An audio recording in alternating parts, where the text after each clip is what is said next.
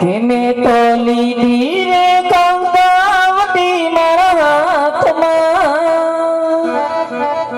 ઓ તો હાલી રે હાલી સમય પોકવા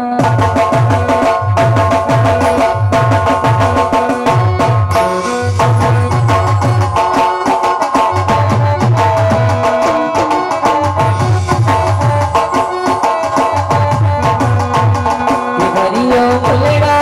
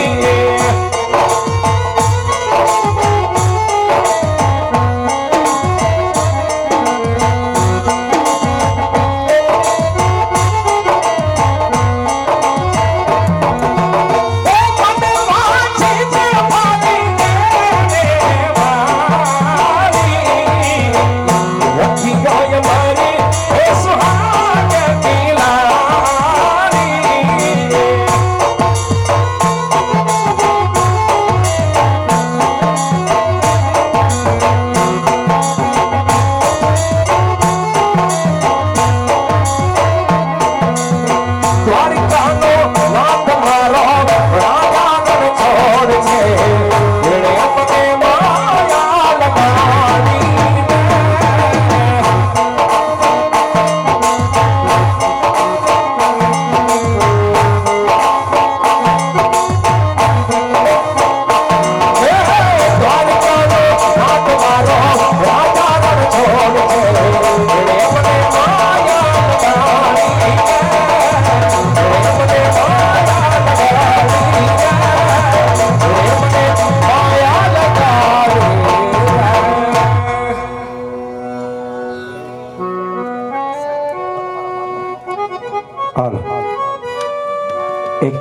રોગભાઈ ભરવાડ એમના તરફથી એક 200 રૂપિયા ગુરુદેવના પાત્રને બક્ષિસ તરીકે આપવામાં આવતા હોય વાલા ભક્તો એવું આજ માનસુરિયા પરિવારના આંગણે અમારું કનેસરા ધામનો બાબા રામદેવ રમ મંડળ કે જેને 12 બીજનો ધણી કહેવાય, જેને નકરંગ નેજાધારી કહેવાય, જેને હિન્દુનો હિન્દુઓ પીર કહેવાય, એવા રામદેવ બાપાની જીવન લીલાનું આખ્યાન બાલા આપની સમક્ષ રજૂ કરવામાં આવ્યું હોય અને એની માલિકો અમારું મંડળ હાલ રમતો આજે બેનબા સગુણાના લગ્નિયા સુધી પહોંચ્યું હોય, જેના 2 મગડિયા વર્તાઈ ગયા હોય, 2 મગડિયા વર્તવાના બાકી હોય, પણ એવી અજમલ રાજાની દીકરી જેને કહેવાય ગઢ પોકરનો ધણી, મારવાડની ધરતી, તોરા આંખનો રાજપૂત, એવા એમ કહેવાય કે અજમલ રાજાની દીકરી સગુણા आज एना लग्निया सुधी आज अपना पुण्य ने पवित्र चौक ની અંદર એક ધર્મરૂપી પોકરણ કુટ સ્થાપ્યો અને એની માલિકોથી આજે દીકરીની વિદાય થાતી હોય પણ સાહેબ આજ અજમલ રાજાની દીકરીની સગુણા અને ઈ ચાર એમ કહેવાય કાહરવેલની માલિકો જાતી હોય, આમ તો દીકરી તો રાજાની હોય કે રંકની હોય, દીકરી તો હરમેશ માટે સાસરીય શોભે, પણ આજ અજમલ રાજાની દીકરી કાહરવેલની માલિકો જાતી હોય, ઇતિહાસની માલિકો કઈક જુદું એનું ગાણું ગવાતું હોય, એનું કારણ એ છે આજે પંડિતના વેડને રાખવા ખાતર એમ કહેવાય કે આજે અજમલ રાજાએ પોતાના કાળજા કરા કટકાને વેરીના વતનની માલિકો એમ કહેવાય આજે હાહરે વડાવી છે સાહેબ. દીકરીનો બાપ હોય, દીકરીનો હાહરિયો ગોતવામાં એકવાર નહીં પણ 51 વખત વિચાર કરતો હોય કે મારી દીકરીનો હાહરિયો ગોતવામાં હું જરાય ઉતાવળતો કરતો નથી, કારણ કે મારી દીકરીની જિંદગીનો સવાલ હોય, પણ અહીંયા તો એક પંડિતના વેડને રાખવા ખાતર આજે અજમલ રાજાએ પોતાની દીકરી સગુણાને એમ કહેવાય કાહરવેલની માલિકો વડાવી હોય, પણ સાહેબ કહેવાનો અર્થ એટલો કે જે વેરીના વતનની માલિકો વડાવી હોય પણ વિધાતા જેની વેરણ તો હોય, કર્મનો કોઈ સગાતી હોય નહીં, કવિ કે કર્મે લેખા કીર્તાલ કોઈ સતીના ચૂકે નહીં, તમે હુનર કરો 1000 આજે આખર વેડાએ આડા પડે સાહેબ. દીકરીનો પ્રસંગ એવો છે કે દીકરી એમ કહેવાય કે જે ગામની માલિકો જન્મે ને એ ગામની માલિકો દીકરીને એમ કહેવાય કે સમસાન નક્કી હોતું નથી, કારણ કે દીકરો એક કુળને તારે પણ દીકરી જગતમાં બબે કુળને તારે ને એનું નામ દીકરી કહેવાય. ગમે એવો મર્દ બાપ હોય પોતાના જીવતર દરમિયાન કોઈ દી આંખની માલિકોથી આહુડો આવે નહીં, ગમે એવો કઠણ કાળજાનો બાપ હોય પણ જેદી એની દીકરી એમ કહેવાય કાહરવેલની માલિકો જાતી હોય તેદી ગમે એવો મર્દ બાપ હોય તેદી એની આંખની માલિકોથી ચોધાર આહુડા આવવા માંડે, કારણ કે જે દીકરી 18 વર્ષ 20 વર્ષ પોતાના બાપના આંગણાની માલિકો એમ કહેવાય કે પાપા પગલી કરતી રમતી દીકરી જેથી 18 20 વર્ષની થાય તેથી દીકરી એમ કહેવાય મયરની માયા મૂકી હાહરવેલની માલિકો જાતી હોય તેથી સાહેબ ગમે એવો મર્દ બાપ હોય, ગમે એવા કઠણ કાળજાનો બાપ હોય તો એની આંખની માલિકોથી બે ઘડી આહુડા વ્યા જાય સાહેબ. દીકરીનું પાત્ર એવું છે જગતમાં નિસ્વાર્થપણાનો પ્રેમ જો કાંઈ હોય ને તો સાહેબ દીકરી અને બાપનો સંબંધ એવો છે કે જેની માલિકો એક પણ જાતનો સ્વાર્થ આવતો નથી. એવી એક ભાઈ વગરની દીકરી હાહરવેલની માલિકો વાલા ભક્તો જાતી હોય, જેને જવતલ્લો હોમનાર એક વીરો ન હોય, જેને રાખડીનો બાંધનાર એક બાંધવ ન હોય અને એમાં કદાચ એની વિધાતા વેરણ થઈ હોય. આજે વેરીના વતનની માલિકો એમ કહેવાય કે દીકરી સગુણા હારે જાતી હોય વાલા ભક્તા ત્યાંથી બેનબા સગુણાની એક કંકોત્રી પેટે ઝોલી લઈ અને મારા મંડળના સભ્યો વાલા આપ સુધી આવે છે. ઝોલીની માલિકો યથાશક્તિ પ્રમાણે ફૂલની તો ફૂલની પાંખડી નાખી અને ઝોલીને વધાવી લેજો વાલા, ઝોલીના દર્શન કરી લેજો, કારણ કે એક ભાઈ વગરની બેન હાહરવેલની માલિકો જાતી कोई या पे